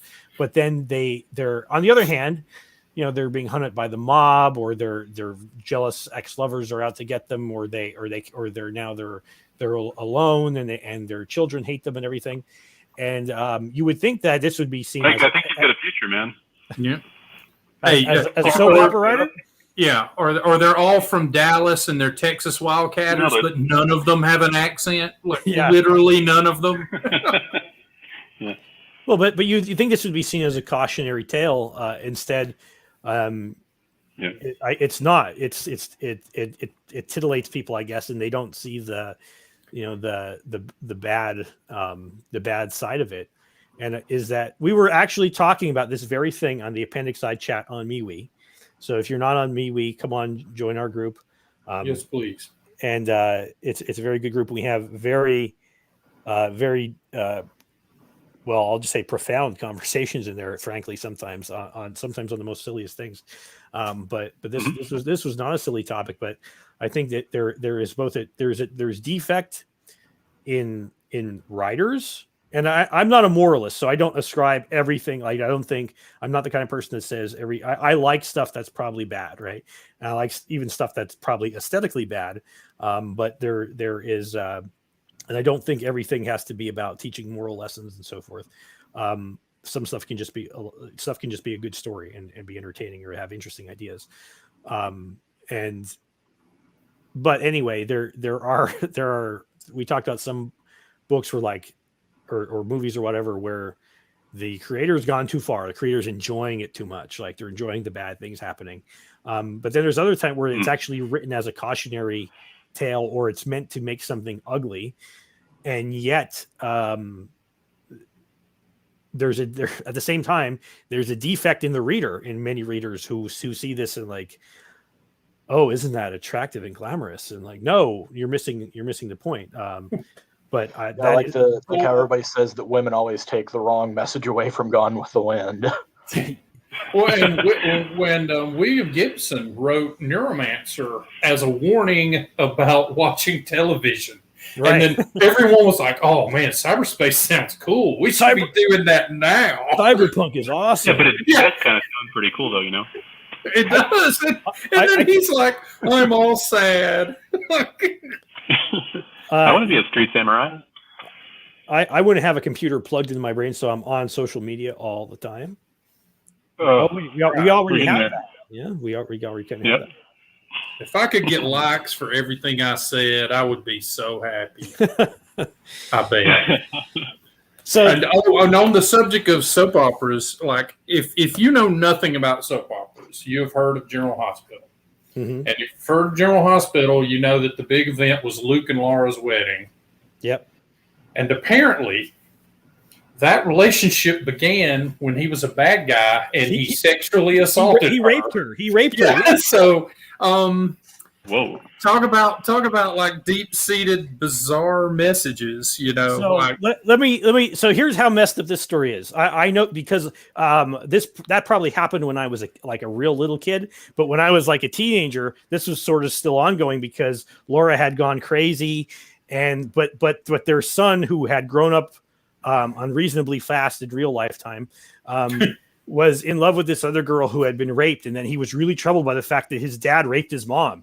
And conceived him that night, right? Because she was also married to what's his name, that Greek guy, whatever his name was, and then she had a son from him, and like she left him and her kid to be with her rapist. I wish I could play an organ because this would be a better story if there was just some soft organ music behind it, right? Procter & Gamble presents what Mike just said. I just want you to take that home. So we have a couple interesting comments here. One by Raleigh Nyanzi, who said, that Fahrenheit 451 was also about the dangers of television, not just government censorship. Yeah. And there is other, so that was written by Ray Bradbury. But I remember reading Isaac Asimov's stories where he's writing about like far future time where humans don't know how to read anymore. They have like this technical civilization. But like they're very incurious, and it wasn't written as like a superficial dystopia. Like you kind of understood that it was as it went on. I forget the name of the story, but the robots did everything for them, and they knew everything, and they just got everything from there, and they couldn't even read their own history anymore. And Thurgood says, I've been noticing that a lot lately. Lots of shows asking me to like a deplorable character. I love that icon, by the way. That's a really good point, though, isn't it? He's the quicker picker-upper. But That's good, Thurgood. That's a really good point. They are asking you to like these terrible characters, but the problem here is that they don't know how to balance their characters anymore. So they just come off as jerks most of the time nowadays because the quality of writing has precipitously dropped. Well, at his best, Joss Whedon makes relatable characters, but most of the time they're just snarky people. Like if you didn't get drug in with the music and the betrayals and whatnot, these would be the kind of people you would not want to see show up in your little dock town in their spaceship. The only good thing Joss Whedon ever did, he ripped off from an anime anyway. So all the characters you liked were just characters that were ripped off from that anime. Yeah. What was that? What anime was that? Outlaw Star. Oh, and that's for Firefly? Yeah. Okay. Interesting. Everybody says, Firefly is his best thing. It was Joss Whedon at his absolute peak. Too bad it never got more. Like the only good stuff was the stuff it ripped off. So I used to watch Buffy the Vampire Slayer a little bit. I wasn't like a religious follower of it and everything, but I had a crush on Sarah Michelle Gellar. And when I was in like it was 1997, it was a different time, guys. And then I like Charisma Carpenter and all that. And it was like, there's hot chicks in the show, right? And then and we see that hey, this goes right back to Snyder Cut because who ruined everything for Zack Snyder? Joss Whedon, right? But anyway, the thing about when they said Joss Whedon, I find this stuff entertaining, but like as the longer it went on, the more I really disliked it. And when they said he was going to run Avengers, the 2012 movie, I had very strong misgivings about it, and I thought Avengers overall was pretty good. And he actually the one chance he really had to ruin Captain America, he didn't. So I'll give him that. But I was very against it because Joss Whedon, he always writes with these quote unquote strong female characters, and they're sexy and they're promiscuous and they're tough and they're sarcastic and everything, right? But he can't write male characters that are good, and he doesn't know how to write a strong male character. All his characters are either pussies, like Xander, say, like Xander. Right? Yep. Right, or they're assholes, like Mal Reynolds, right. There's not anybody that has they don't have real masculine friendships. They don't have any kind of obvious sense of honor, except like maybe in like when on rare occasions they're always very selfish. They're always very nasty, right? So one of the things that the Avengers is about is this core group of people who are friends. And they fought with each other. So and like the idea that Captain America, he's just a man, but he's the voice that can command a god, right? He tells Thor to do something, he does it, right? Because that Thor respects him that much. Thor respects him as a warrior and as a man, right?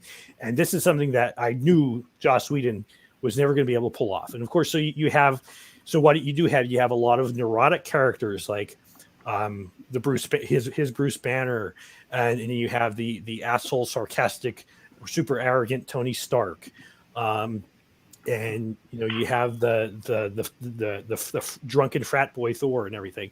And that one wasn't too bad, but he was the wrong person for that. And I think that for whatever reason, his I can only assume personal defects make him unable to understand what is even like to have male friends and live in like a traditionally masculine values where like courage and honor and directness and honesty, but also like concern, like brotherly fraternal concern for other people. I don't think he ever understood that. Shell brought up a good point about Toy Story 4 about Gabby. The character of Gabby freaked me out. Holy cow. What she did to Woody was criminal. Toy Story 4, like our son loves Toy Story. He's not allowed to watch Toy Story 4. First of all, because I think we might have even talked about this in a previous live stream, but when I first saw it, and when you get to the 25-minute long extended joke where Forky's trying to commit suicide. I was like, that's enough of this movie. But get up, kids. As Shell sat down and watched it late one night, she's like, "No, Mike, it gets worse. It gets much worse." It right? does. And she's about much worse. Gabby gets what she wants in the end, and gets away with everything, and Woody just goes off and decides he doesn't need kids anymore, and like this whole thing is a betrayal. Toy Story 3 is sort of a betrayal too, because mostly because of what happens in Toy Story 4. And I don't care if you didn't see it. If you're gonna, I don't care about people who are like spoilers. Deal with it, guys.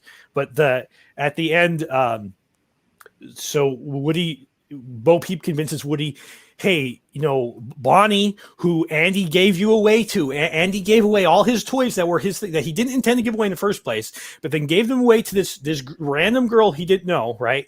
When he should have saved them for his own children or something in the future. Remember, Woody has been established at this point to be a multi-generational toy passed down in Toy Story 2. Andy's mom says, "Oh no, that toy's been in our family for generations," or whatever. And he gives her away, and then immediately in Toy Story 4, it starts out, she doesn't want Woody anymore. She doesn't care about Woody, even though she was, my cowboy at the end of Toy Story 3. And then the whole thing is about how Woody, who doesn't give up on anybody, who is always your the best friend, even when he does things that are like wrong and neurotic. And he decides, you don't got a friend in me, kid. Buzz Lightyear, you and me ain't pals, like the whole rest of you, and I don't need kids. We don't need kids, and you, the audience member, don't need to have kids, even though you're watching a movie about talking toys. Aha! Is that our theme? I think it's pretty straightforward what they were aiming at there. Yeah. Is the Club of Rome mentioned in the credits anywhere? I'll have to double check on that one. Yeah, exactly. It may be. Right next to the Teamsters is like the Teamsters, the Club of Rome, and brought to you by Bill Gates and zero population growth. Speaking of which, and this is completely across the board, but related somewhat, why didn't SAG have anything to do to help Gina Carano? Just curious. What? I guess she would have to be a member, right? If she has a speaking role, she has to. Yeah. Well, then I she guess was that in just, movies too. So she's got to be right.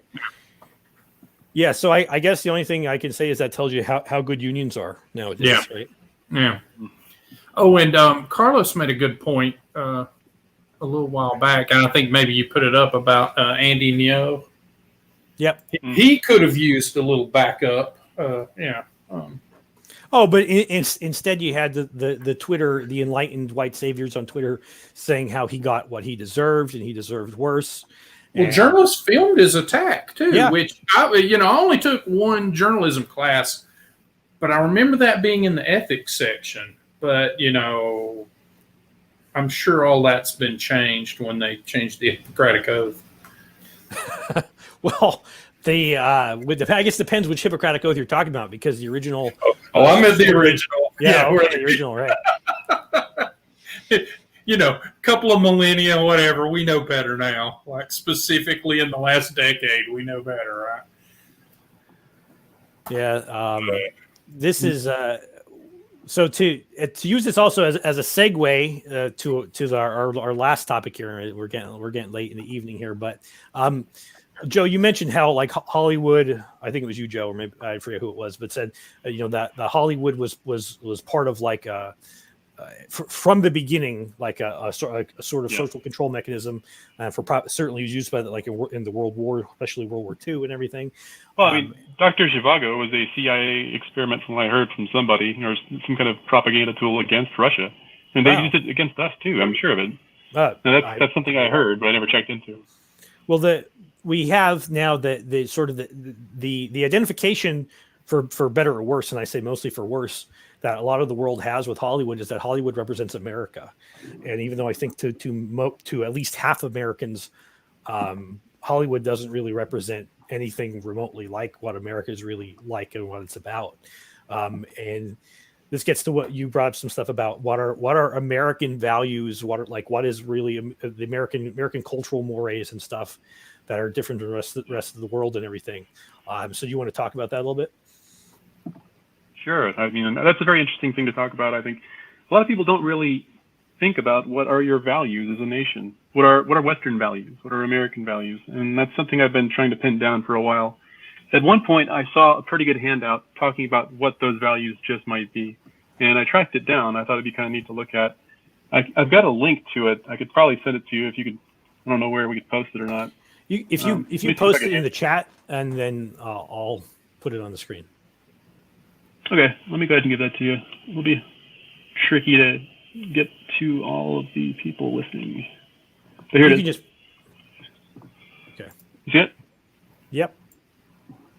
Cool. So I'll just talk about it a little bit. I've got a shortcut version of this too.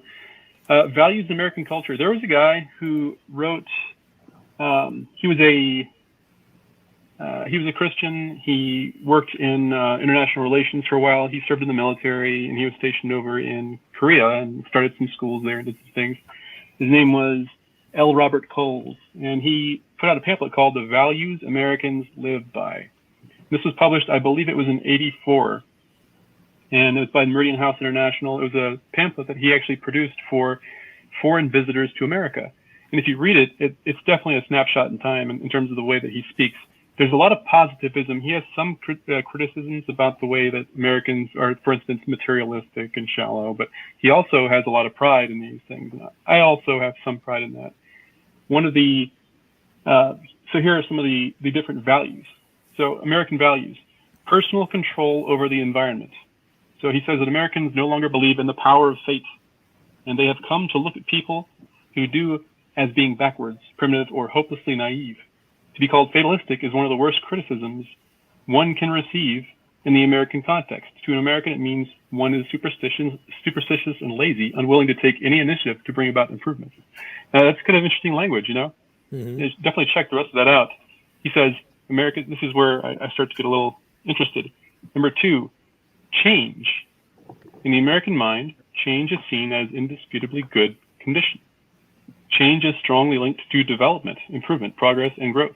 Ah. So that's where you see a little bit of the left-leaning sentiment there. But he's not really a leftist, from what I can tell. That's just something that he believed, I think, at that time. No, I think kind of American. I think that his assessment is dead on there, because I think Americans, in particular, they're obsessed with the young. The future, and he talked about the future like sort of in a positive sense. It's like, hey, things will get better tomorrow. We can make the world better, which is the good part of that. On the other side, America has this fetish with the novel. I don't mean the novels that you read. I mean if something's old, if there's tradition behind it, Americans are more likely to despise it than embrace it. Yeah. And it's like Barney Stinson says, new is always better. Yeah. We have this this fetish for the new, and it's always all new ideas, and that old fashioned is an insult. Is at least an insult as often as it is a compliment here, right? And this is one of the things that, as in our conversation on MeWe, that I said that there's good things in there that we've moved away from, but then in those same things I see the seeds of why we moved away from those things, and we've mostly moved away from them for the worse. And that is one of them. This obsession with novelty and you see that in its really extreme form in the riots, in the tearing down statues and renaming buildings and towns and stuff like that, trying to because our past is inherently evil. This country is wicked from the beginning, and this everything that does not agree with the bleeding edge of woke progressive identitarianism in the current second is retrograde and barbaric, and it needs to be eliminated. It cannot be accepted. Don't trust anyone over 30 unless they have tenure. Right. Yeah. Or unless they're an actress or something like that. Oh yeah, that's true. Well, they won't look over. Oh, that's true. I think the word change in what he's saying is unburdened in the 80s with all the baggage that it got on it later. I think it's innovation that we love. And yeah, that is because we like the novel. And the problem with little L liberal society is that it's like a little, piston, like there's supposed to be, the little L liberals propose an idea. It gets evaluated. The mean bean counter conservatives decide whether that makes sense or not, or if it breaks too much. And if they come to an accord, then the choo-choo makes it a little further down the track towards whatever, right? Whatever the end run of innovation is. It's certainly not utopia as far as we can tell. But that all fails when the timing goes off, right? Now it's just the piston's just banging against one end, and it's still moving the train, but there's nothing holding it in check. There's nothing steering it, and now they're starting to eat each other because no one can decide which the next turn they're going to take. So, well, one of the problems with progress as a value is that if you're not progressing from somewhere specific to somewhere specific, you're just moving around, and who knows where you're going to go. That's and right. They're determined to destroy the past. So how can you tell where you're going if you don't know where you've been? Yeah, pirate ships were some of the first true democracy. Well, yeah, some of the first true democratic groups, and you could see where the pirates were going to be because they always went to warm weather. Well, that's the one thing we can agree on. It's like we want to go where it doesn't suck to be for a little while, and so yeah, but yeah, if you track their motions, it's just aimless. It's aimless, and they grab onto anything successful and rate it. And wow, is that becoming a metaphor? Mm-hmm. Joe, do you want to read some of the other, just briefly, like name what the other values are? Yeah. Yeah, I'll skim through them real quick. Those are kind of suspect, and they kind of indicate where this is going. But there's also time and its control, which is really interesting. So being very timely. Equality and egalitarianism. This is not equity. This is the equality. Okay, so very different from the equity things being pushed now. Individualism and privacy. So the rugged individuals, people being responsible for themselves, all that kind of thing. Self-help concept. So being capable of taking care of yourself. Doing it on your own. Very interesting. Competition and free enterprise. That's a big part of it. And then future orientation. This is something we talked about for progress. Valuing the future and the improvements Americans are sure the future will bring. And that ties back to work ethic. And then action and work orientation, which is the next step. And then number 10 is informality. So not being too rigid in terms of formal address and things like that. Then there's also directness, openness, and honesty. And then 12 is practicality and efficiency. Those are high values based on the pragmatic philosophy of Americans, which has kind of been lost. And then 13 is go ahead. No, go ahead. Finish, please. Last one is materialism and acquisitiveness. Now, this is kind of a ding. Of course, he mentions that Americans value newness, they value innovation, but they also have this kind of they'll tell you that they're not materialists, but they always have to have the new things, like the new computers or phones or whatever it might be.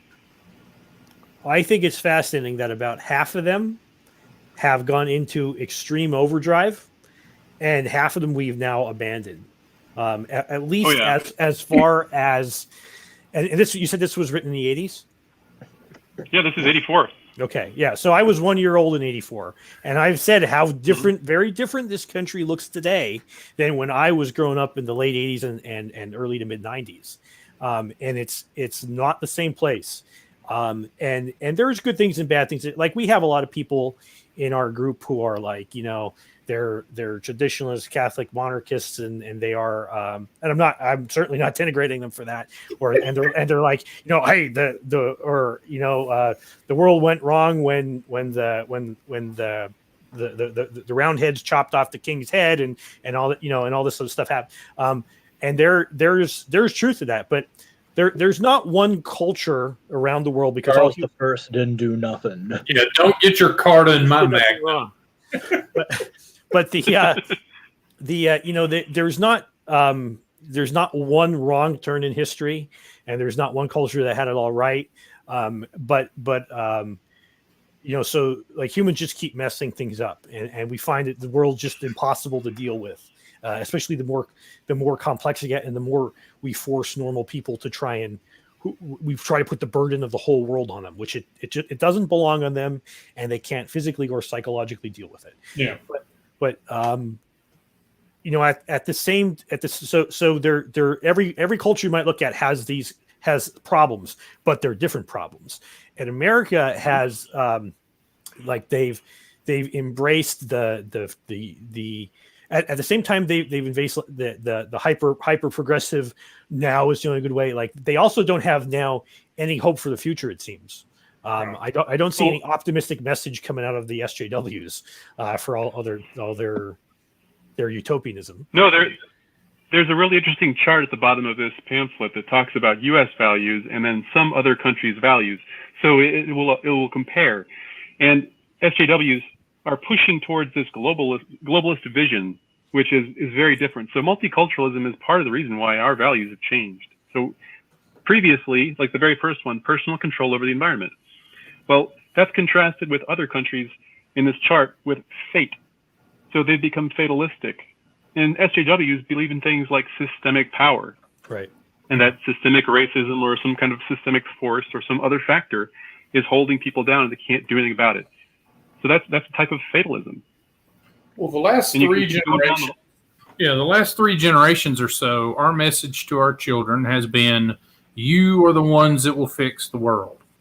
The world. You're going to fix the world. Now, that assumes two things. A, that you can. And B, that the world is broken. And we broke it. Like, every generation since then has also had this rebellious streak because you broke the world and we have to fix it. And it never gets fixed. It's not that broken. We oversteer, in order to do these things. It's a burden. It's a burden that individuals can't have. It's a societal burden to fix things, but we have to identify them and figure out what the pragmatic solution is. And we don't do that because we put this onus on individuals and we put this immediacy on them. Like every time this gets said, there's always a clock on it, right? Like, it's not like, hey, we need to really think about what to do here and use some of that innovation and use some of that, new ideas thing that we keep talking about and fix this problem. Nope. It's like, oh, we need to do this by this time. And the only people, we need a lot of force to do that, right? The world is going to end in 6 years. Yeah, we need a big lever to do that. What's the biggest lever we can think of? Why, it'd have to be the government, wouldn't it? And so there you go. That is the problem in the last three generations is we've conflated society and the government. And we think that the government is society and that society is the government and that they are the same thing. And that's why we're spinning off, But I think the American ideals are based on the Western ideals, and the Western ideal, the core Western ideal, or the two, is that truth is beauty and beauty is truth, and that there is a right way. There is a right way to do things, and if you steer in that direction and you go hard enough, you will get to a better place. And then the other idea is the sanctity of the individual, that people make their choices, and that gets settled up morally on the individual basis. And, that is why we believe in liberty here, like that we were like, hey, liberty has worked pretty well. What if everybody just had it and the government just sat back and did the things that governments are supposed to do, and then people did everything else, or their communities did everything else? Let's fractalize this. And that was the killer app of the Constitution. And we have squandered that by shoving so much back up the chain, like everything is moving everything is moving higher and higher on the, and now the federal government can blackmail you as a state into doing things that are expressly yours to do in the Constitution. But yeah, the states have willingly surrendered that for money, and for because we used to have a class, what we always had. There was always a ruling class in this country. The American Revolution wasn't a real revolution. It was just that the people who were really in charge of America at the end were the ones who were in charge at the beginning, right? The colonists basically ruled themselves, right? It's just that now they had no outward master and check on it. And try as my friends who I very much agree with in many cases, who are the Enlightenment is a betrayal of the West, and they're Catholic monarchists, or they're national, whatever you want to call them. But America is the development of a particular strand in Western philosophy and thinking that if you can blame the Constitution, and I think you can, if you can blame the Constitution for the state we're in today, then you have to go back and also blame the absolute states, the absolute monarchies of say the post-Westphalian period, and then before them the feudal monarchies. I blame parliaments. Well, okay, but there you go. But parliaments are derived from the feudal order, because originally not all kings were very powerful, and there was a long chain of centralization, and then That's because the kings got into debt, usually from foreign conflicts. Right. So this is sort of what I was saying before, is like we all have this problem, and one problem leads to another, and yet I can't say that it's, if only we, did this one thing, that's where the problem is, because it's not the one thing. There's the same strains of thought, the same religion, because it was Christianity that gave birth to that really kindled the minds of men to achieve such great things in the Middle Ages and the Renaissance, is the same that you can say it's heretical or something like that. Okay, but it's this is the same root that gave us the condition we have today. Charles Coulomb wrote a great book called Puritan's Empire, and he analyzes. When most people think about America, they think of the rugged individualists, the frontiersmen, the Davy Crockett with the coonskin hat, and they go out and they're roughhousing, they're solving problems themselves, right? But the America that rules today is not like that. America that rules today is basically an expansion of New England Puritanism, the same one that burned the witches, right? I can see you haven't been to Texas. Well, but listen, no, you're right. The point is, like, you look at that Puritanism, right? That Puritanism, though it's not religious anymore, right? They're not burning witches; they've become witches. That's the same thing that motivates the SJW. That's the same attitude, right? It's this. Yeah, it's a need for purity, right? Yes, absolutely, and it's the same thing that drives these New England Puritans became the early progressives in the late 19th century, the early 20th century. These are the Woodrow Wilson types they're going to be the arsenal of democracy. This is going to be the war to end all wars. We're going to this. There's a new man coming up. Go ahead. I'll do one more. Actually, I think that the character type, the type of person you're talking about, is a very dangerous type. I think it's the same kind of person you would have found ratting out their neighbors for hiding Jews in Nazi Germany, just my opinion. Mm-hmm. I think that's the kind of person we're talking about. They're extremely collectivist. They demand absolute results because they use that power, and Michael Malice talks about this. This is the kind of person that has no status, but they have a tool, and they're going to use it to get status over you. And they can do that. That's what SJWs do. That's the Puritan idea, too. Those are the guys who are calling out the witches at the same time. Yeah, they have a different veneer, a different facade, but they're really the same kind of person. And there is also a hallmark of this Puritan mindset, even though it's diverged from a Christian religious mindset now to what it is. It is this. It's also a belief that the traditions are wrong, that there was something pure back in the day, You know, when it was the original Puritans was like, oh well, Jesus and the apostles, and it was very quickly perverted, right? And then you had, you know, this was the essence of much of the Protestant Reformation, right? That the church and all the tradition, it's not just it wasn't just the leadership of the church or whatever. It was the veneration of the saints. It was the feast days. It was the fasting. It was the celebration of the Mother of God. It was all these elaborate prayers. It was stuff that didn't come, you know. And okay, I'm not doing this to bash on Protestants at all, because I know some of you are. But my point, but it became in extreme form in the like the Puritans were so bad. You know, the other Protestants, like the Anglican Church, right? They didn't want them here. That's why they came here. That's why they left. They went to the Netherlands, and they came to what would become the United States. And they have this very millennialistic mindset. Like they, in their mind, when they landed here, the wilderness was satanic. It was demonically infested, and and they suffered terrible things, which you could sort of understand why they believe that. But they had this mindset that they had to remake. You know, they had to burn away the decadence and impurities of the world. That's why, you know, Solomon Kane is a great character, a great fictional character. But that, like, this is the, you know, he goes around the world finding witches to destroy. And what is American foreign policy? A very noble pursuit. Very noble pursuit. And it is, if they're real witches, right? And at some point, we need to burn witches. We have to. Right. And but jokes.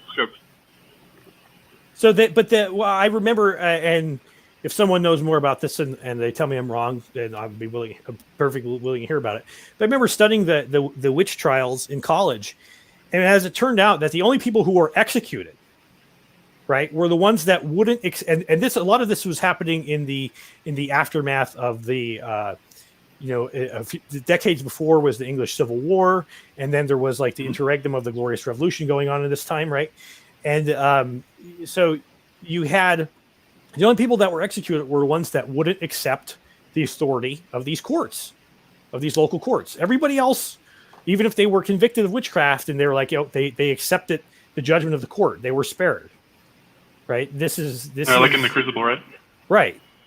Yeah. So this is a if you're willing to let them mold you and break you and change, eliminate this evil man, that you've come from, you can be spared, right? You could, if you join their cause, if you abase yourself enough, if you're canceled enough, if you grovel enough and say that you didn't realize how hurtful your thoughts were to other people, and that you have so much more learning to do, and that you'll from now on defer all your thinking to the Black Indigenous people of color that should be telling you whatever they're saying on Twitter nowadays.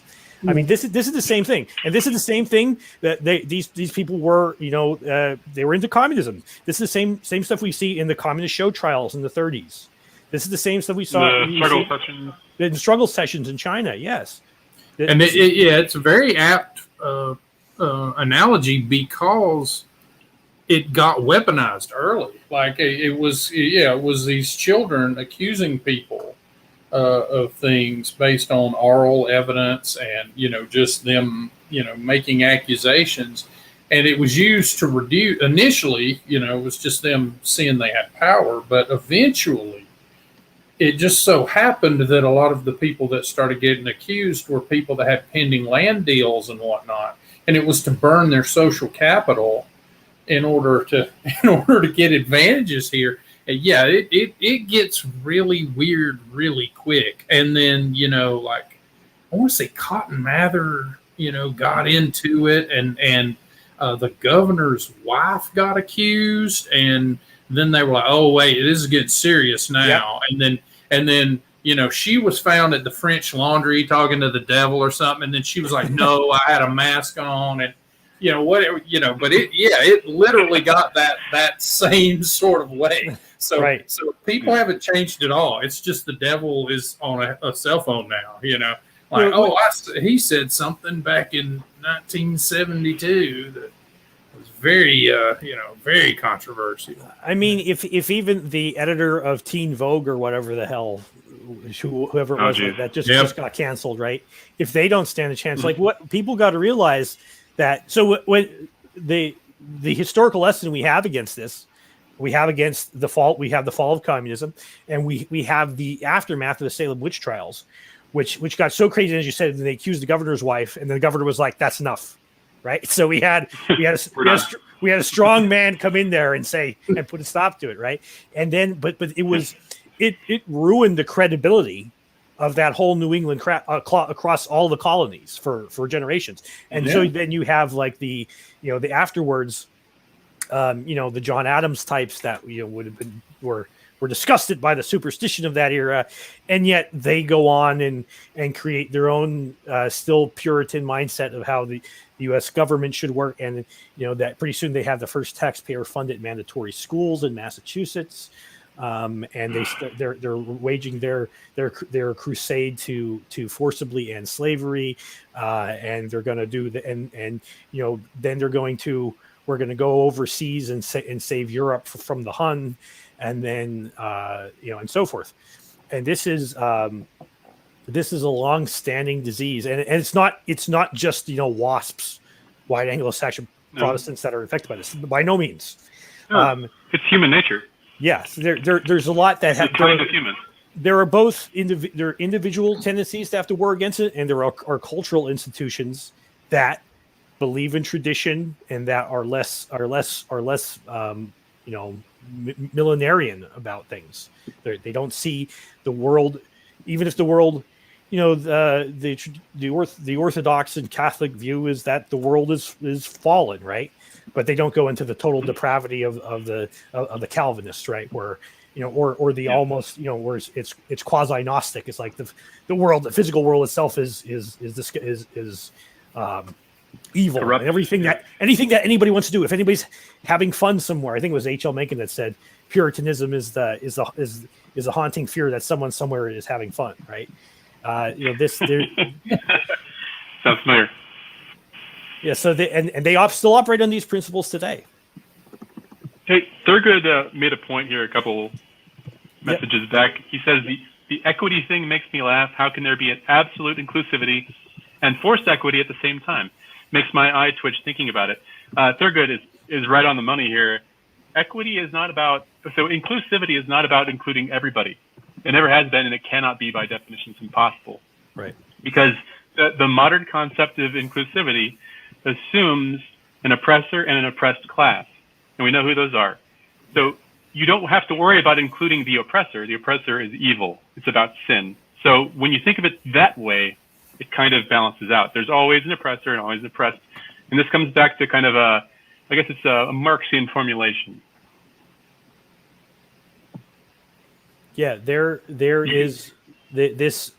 always has to be an out group, right? Because otherwise, what's the point of having a group if everybody's in it? Yeah, inclusivity is a total lie. It's a total lie. On the and I didn't know this. I guess because I haven't been in the circles, but yeah, the Cosmo, is it? What's the girls' magazine? I thought it was Teen Vogue. Teen Vogue, yeah. Apparently, they have been running articles for quite some time about how you shouldn't have personal possessions and things like that. And this is a magazine that is, last I looked, all those magazines were like 80% ads for things. But I think if you run a magazine called Red Book, and Teen Vogue is more communist than you have failed as an institution, right? Yeah, comrade. You need to pick. You're right. They're gonna have to fur hat it up over there. Judd, you reminded me of I don't remember the exact details, so I'm going to get something wrong. But there was a story it was on one of these web magazines. And someone pointed out for the novelty that it was the story of this black woman. She's probably a lesbian, whatever. She was probably, I didn't read it, right? But it was about how she was abused.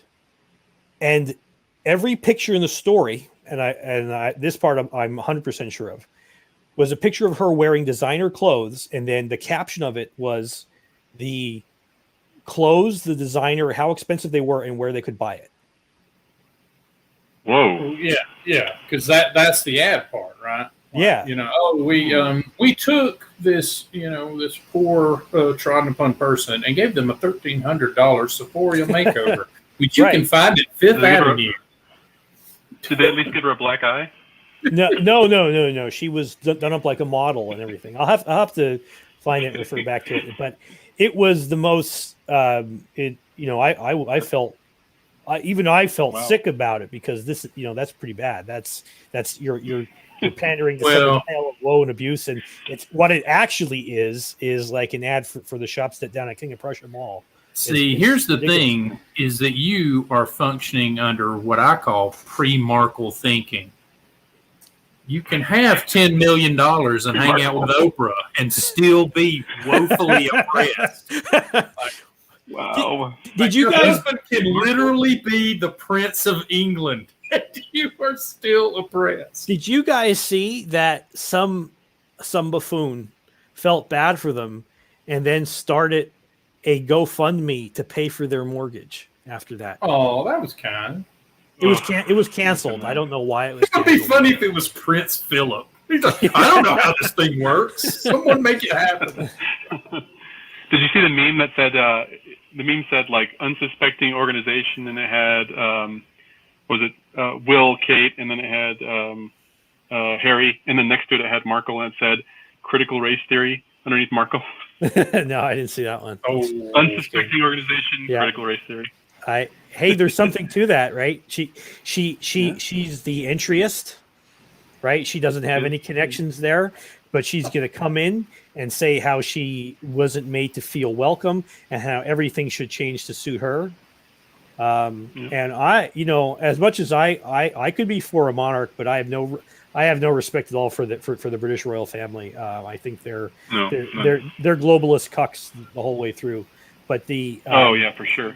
But still, the fact that they didn't let her get away with it gives me a little bit of inspiration and hope for the future. Yeah, but whenever you're secretly rooting for Pierce Morgan, it always feels dirty, doesn't Yes, it? You're like, it does. why? What has brought me here? What has brought you to this lowly state? All right, guys, it's getting on after the 2-hour mark. I'm gonna turn it off here so I can spend some time with my wife and son. But I wanted to thank you, Judd, thank you, Joe, and thank you, Mr. Alexander from Kirsova Publishing, and I'm going to thank every member of our audience who's joined us, who just watched us silently or joined us in the chat, and we hope you enjoyed this episode of Attention Span Labs. We hope you'll join us in the future. Do you guys have any final points to say before we log off? Oh, just visit the Kickstarter. It's still going on for the for that project because it is well worth it. Absolutely. Go ahead. I sent you a link in the private chat for the article from the CIA's about Dr. reading room Zhivago. about Dr. Zhivago. Yeah, Post that if you want. I will. Kind of wild. I will post that on. I'll post all these links on the YouTube description over the next day. All right, guys. Thank you very much. Thank you, everybody. Have a good night. Yep. Have a good night.